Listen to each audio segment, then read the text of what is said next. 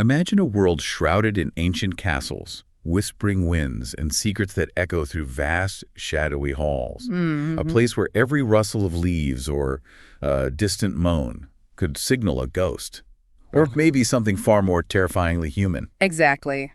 That's the world we're stepping into today. Today, we're not just dipping our toes, we are plunging into a foundational classic of Gothic literature that quite literally defined an era. Yes, our deep dive takes us into the rich, intricate narrative of Anne Radcliffe's The Mysteries of Udolpho. Okay. We've gathered a treasure trove of excerpts so we can go straight to the source and really unpack its enduring power. Fantastic. And our mission for this deep dive is to untangle the threads of this captivating tale.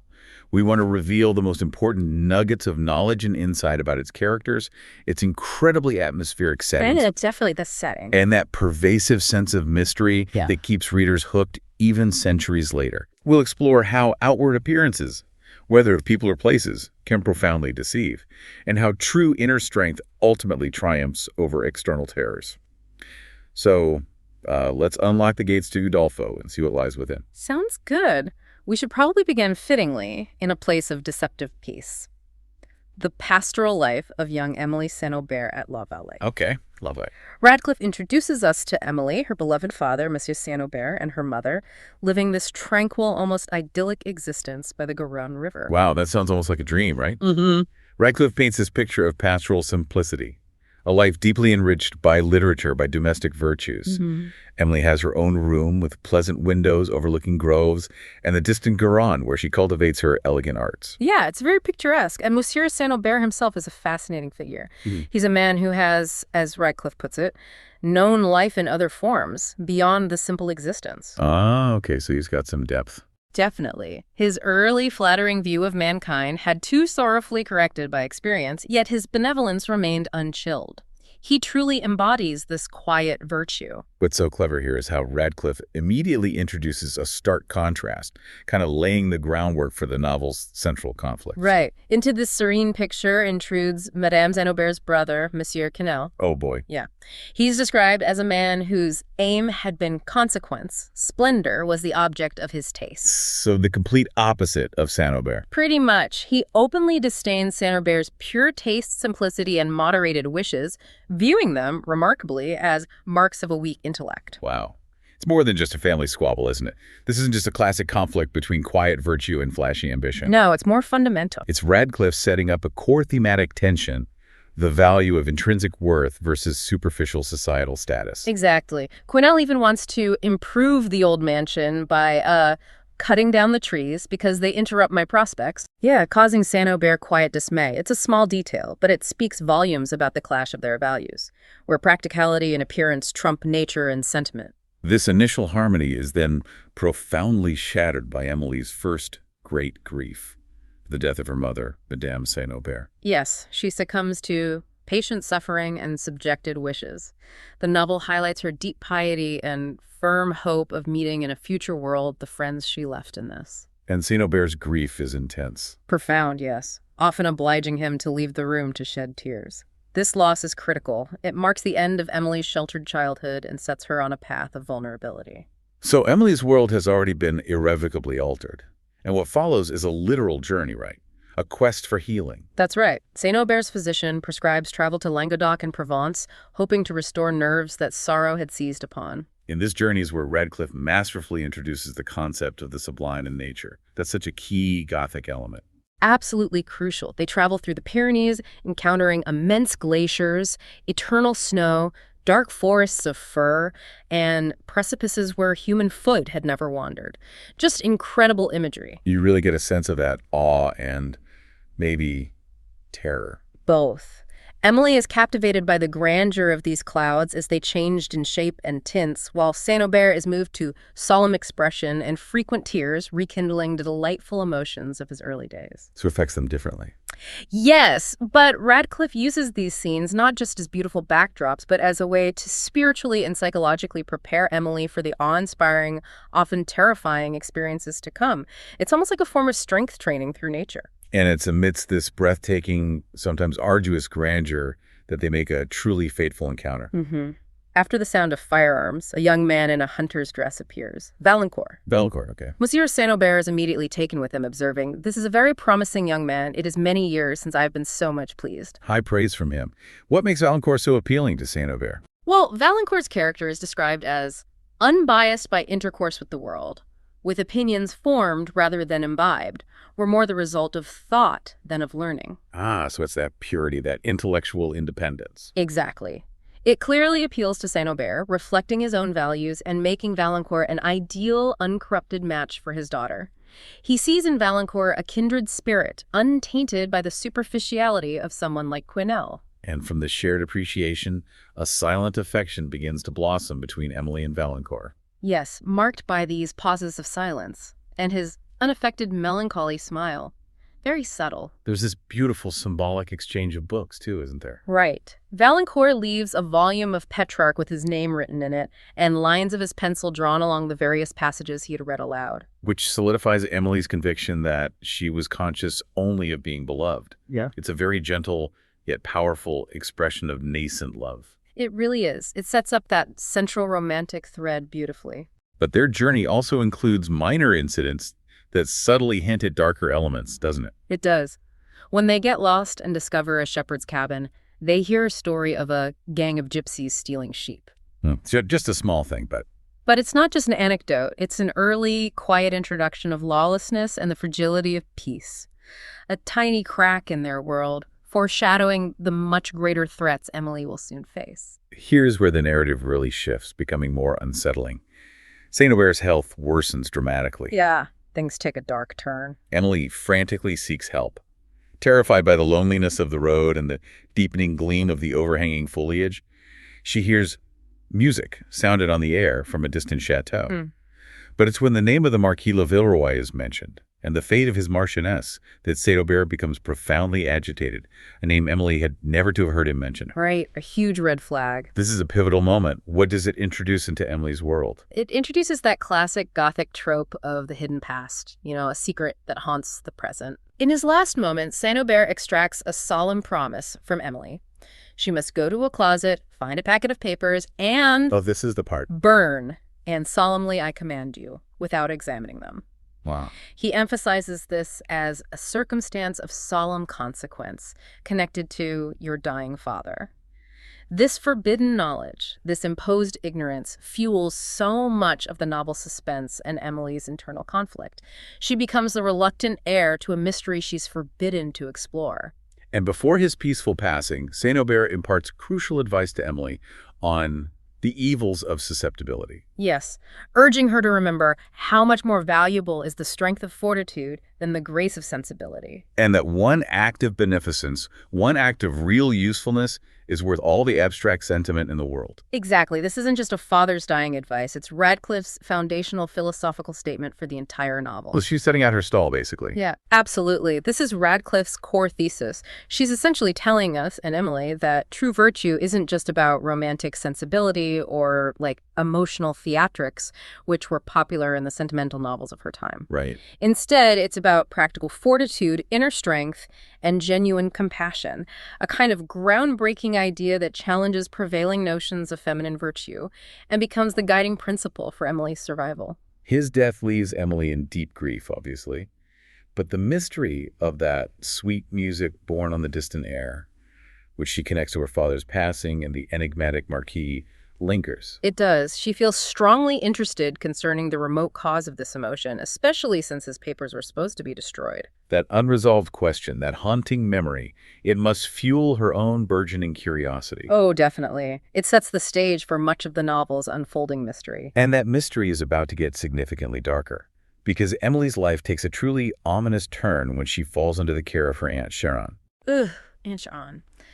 The novel reveals Emily's deep reluctance. Madame Chiron is portrayed with arrogance and ostentatious vanity, and she completely misinterprets Emily's diffidence as pride and ignorance. Not exactly a nurturing figure. Not at all. And then she marries the truly unsettling Montoni, becoming Madame Montoni. Montoni, now he is the quintessential Gothic villain, isn't he? Oh, absolutely. Emily immediately finds his countenance darker and sterner than usual. Radcliffe describes him as unprincipled, dauntless, cruel, and enterprising. Just a real charmer. Driven purely by his will and devoid of pity or fear, possessing an animal ferocity. This character alone foreshadows so much of the psychological and physical terror to come. He's not a ghost, but something far more menacing. Right, the human monster. Indeed. And his impatience to leave France soon takes Emily and her aunt to his remote castle in the Apennines, Udolpho. Udolpho itself, the title character almost. You could say that. The castle itself becomes a character in the narrative. It's described as a lonely place a long while, with ramparts tumbled down and dangerous stairs. Just dripping with atmosphere. And Emily, with her acute sensibility, immediately senses that her fate rested here and was by some invisible means connected with this castle. Talk about a chilling premonition. It's not just an old building, it's an oppressive claustrophobic force that embodies the terror of the unknown. Exactly. And her premonition proves horrifyingly correct as she soon discovers Montoni's true nature. She observes strangers with singularity in their dress and a certain fierceness in their air, whom she sketches in her terror as banditti. Oh my goodness. Then the loud shouts and strains of exultation upon their return from plunder confirm her terrifying realization. Montoni is a captain of robbers using the castle's inaccessibility to retrieve his broken fortunes by the plunder of travelers. So her guardian is literally a crime lord. Basically, yes. This is a crucial shift for the Gothic novel. Radcliffe grounds the terror not in the supernatural, but in very human evil. Montoni's brutality and his criminal enterprise make him a tangible psychological threat, far more immediate and disturbing than any specter. This elevation of human villainy over ghostly apparitions is a hallmark of her work. Given this terrifying reality, how does Emily, a young woman accustomed to such a sheltered life, manage to cope with such an oppressive environment and a monster for a guardian? Well, this is where Emily truly embodies her father's lesson of fortitude. She develops remarkable inner strength. She pushes back. She demonstrates unwavering defiance, particularly in her refusal to marry Count Morano, despite Montoni's threats and her aunt's pressure. Good for her. Her declaration, "The strength of my mind is equal to the justice of my cause," is such a powerful statement. This even leads to Morano attempting to abduct her and a heated confrontation with Montoni. Wow. Emily actively resists, proving that her sensibility isn't weakness, but actually a wellspring of moral courage. Okay, so Udolpho is, of course, famous for its haunted elements, but many of them turn out to be illusions, right? Mostly, yes. The most iconic is probably the veiled picture. Emily, in her terror, discovers what she thinks is a human figure of ghastly paleness, stretched at its length and dressed in the habiliments of the grave behind a black veil. Precisely. This is a masterclass in psychological terror, and it's where Radcliffe's genius for the explained supernatural truly shines. Explain supernatural. I like that, Jim. The revelation comes much later. It was merely a waxen image used for penance, a memento of the condition at which he must himself arrive for a former marquis who had offended the church. So, not a corpse at all. Not at all. The novel clearly states that her delusion and her fears would have vanished together, and she would have perceived that the figure before her was not human. So Radcliffe isn't trying to trick us with ghosts. Not really. She's exploring the terrifying landscape of Emily's own mind, where perception is often more potent than reality. It's about psychological fear. So if the veiled figure isn't a ghost, what about the castle ghost that everyone talks about? The figure gliding between the pillars and the low moaning sound that terrifies servants like Annette. Ah, yes, the moaning sounds and gliding figures. Those two are cleverly explained away. Okay, yeah. Ludovico, who's a brave and rational servant, spends a night in the supposedly haunted North apartments and uncovers the truth. Which is? The castle is being used by pirates and Spanish smugglers and banditti to hide their loot in the vaults. Ah, so they want people to think it's haunted. Exactly. They explain the report prevailed of their being haunted. The ghost was often just one of the banditti or smugglers moving around. That makes perfect sense. And Ludovico even uses a similar superstition, making a strange noise, to escape pursuit himself later, showcasing his cunning and reinforcing the idea that human deception, not supernatural forces, is the true source of terror. He sounds like a great character. He is. His bravery is further highlighted when he helps foil a plot to plunder Count de Villefort and his family, ultimately becoming a hero himself. Meanwhile, back with Emily and Montoni, Madame Montoni's situation deteriorates in a truly tragic way. Yes, it's quite grim. We see her much agitation and weeping due to Montoni's relentless cruelty. Her vanity, once her defining trait, is constantly piqued, and she finds herself in distress, both physical and emotional. And she eventually succumbs to illness and death. It's quite brutal. And her body is carried down these steps into a low arched door and gloomy abyss beyond in the castle vaults. Yes, underlining the dark deeds and profound terror associated with Udolpho itself, her fate is a stark warning about the consequences of ambition, materialism, and frankly, a lack of true fortitude. The castle isn't just a setting, it's almost like an active participant, a silent witness to all this darkness. Very much so. Okay, as we finally draw towards the conclusion of our deep dive, the tangled threads of the mysteries of Udolpho finally begin to unravel, bringing some long-awaited clarity. This leads us to the crucial confession of Laurentini. Yes, the dying nun, Agnes. Emily notices her striking resemblance to that miniature she found in her father's hidden purse. Ah, the miniature, right. And Agnes reveals herself to be Signora Laurentini, the former Marchioness de Villeroy. Wow, the actual Marchioness. The very one. She warns Emily to beware of the first indulgence of the passions, for their course, if not checked then, is rapid. Echoing Saint Aubert, really. Right, control those emotions. She recounts a past consumed by love, jealousy, and despair, which ultimately estranged the Marquis from his wife. Critically, though, she denies being directly instrumental in a murder at Udolpho, stating her suite of revenge was transient. So she clears up some history, but maybe not everything. Exactly. It clarifies a lot of the mystery surrounding the Marquis and Marchioness while also reinforcing that warning about uncontrolled emotions. And the most profound revelation, of course, is Emily's own true identity, which resolves so much of her internal anguish. This is huge for Emily. The Marchioness de Villeroy was, in fact, Saint Aubert's sister. No way. So the miniature was a portrait of Emily's aunt. This finally clarifies Saint Aubert's mysterious emotion at the Marquis's death. And it removes Emily's anxious and painful conjecture about her own birth and parentage.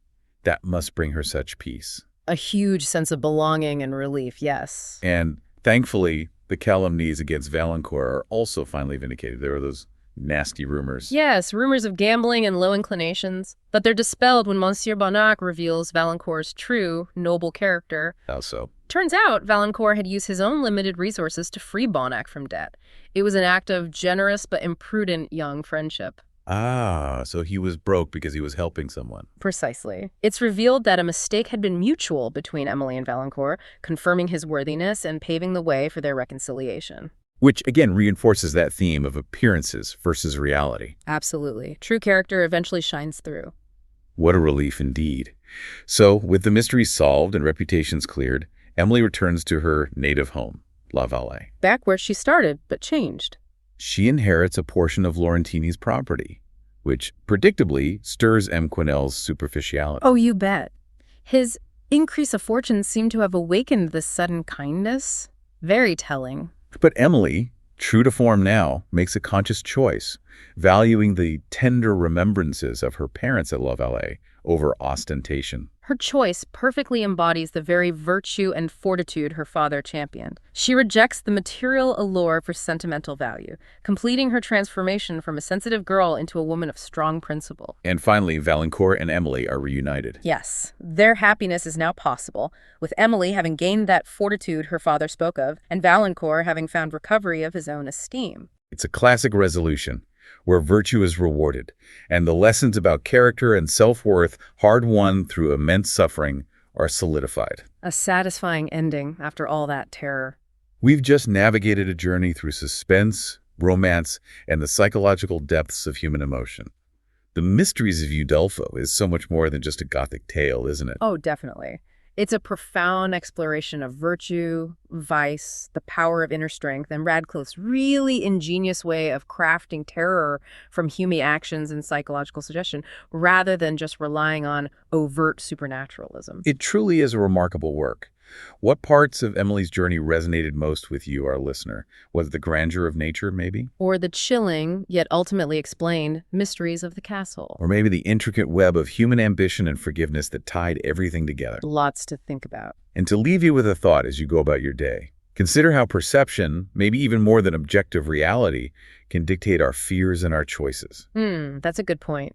What black veils might we ourselves draw over situations in our own lives, preventing us from seeing the waxen image beneath, thereby prolonging our own terrors and obscuring the truth?